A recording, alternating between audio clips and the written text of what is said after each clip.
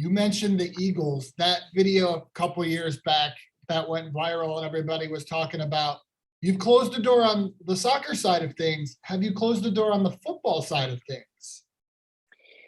Yeah, that was wild how that all unfolded.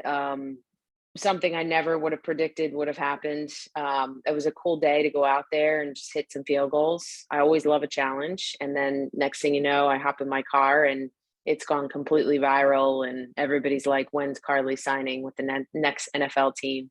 The timing, obviously, I was still competing and still kind of on my journey to make Olympic team. So it didn't work out, but I've got some time now. My schedule's not completely full, so we'll see what happens. Leave the doors open. How great of an experience was that, though? Oh, it was great. I mean, look, the NFL it's a different beast. If there's one position I feel as if a woman could potentially do, it's kicking field goals. There's some men that have no idea how to kick a field goal. And there's things I don't know how to do that, the men do. I mean, I'm not great at throwing a football. So I definitely have finessed my technical ability to kick a soccer ball and have been very precise with that. So the breakdown of kicking a field goal is a little different, but it's kind of similar. So it would be no different than, getting out there, practicing kicking, getting the timing down, getting the technique down, and getting my leg, back into action of kicking ball. We saw the 55-yarder. Have you kicked further than that? That might not have just been caught on video? No, I think that was the furthest kick. And obviously, I took a bigger run up and, all of that, but still had to go between the the field goal. So yeah, that was fun. It seems like, though, if a team, whether it was the Eagles or anyone else, gave you a call, you would not say no to come do that again. We'll see. The timing and everything would have to kind of work out, but won't rule anything out at this point. Yeah, so it was a pretty organic way of how this kind of all came together. I feel honored to be the first female ambassador for Tech Ball USA, so that's really pretty awesome.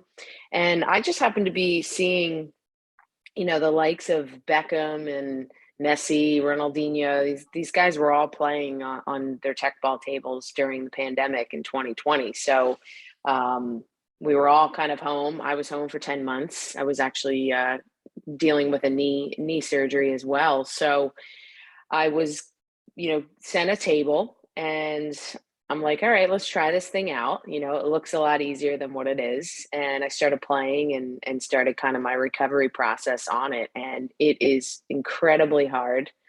But it's a lot of fun. It's almost like, it's a sport where, it's sort of like golf, like you want to just get good at it. But yeah, that's how it kind of unfolded. And then it just sort of took off, from 2020 on. And I think what's exciting about it is the leagues, all around the country and, trying as their goal of being a sport in LA 28. So I'm thrilled because it keeps me somewhat around the game in a little bit of a different fashion. But it's a really pretty amazing sport and just excited for the opportunities I'm going to have to be around it and be around all the players. How do that skills translate? You obviously have to have some soccer skills to be able to play that.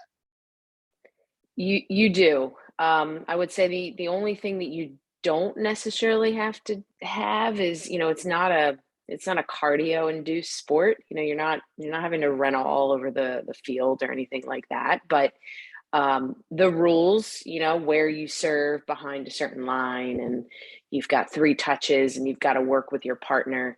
And you have to have some sort of flexibility, to be able to kind of get those higher kicks and get it onto that curved table. So it is very difficult. I mean, I've been a big soccer tennis player throughout my career practicing. It's been huge for my first touch, my vision, my awareness, my accuracy with passing. So I've done the soccer tennis bit, and now having a table like this, you know, kids could just throw this table up. You don't need much space, in your backyard, and just go to town with it. I mean, it's really hard. The curves make it really hard, and you've got to be extremely accurate.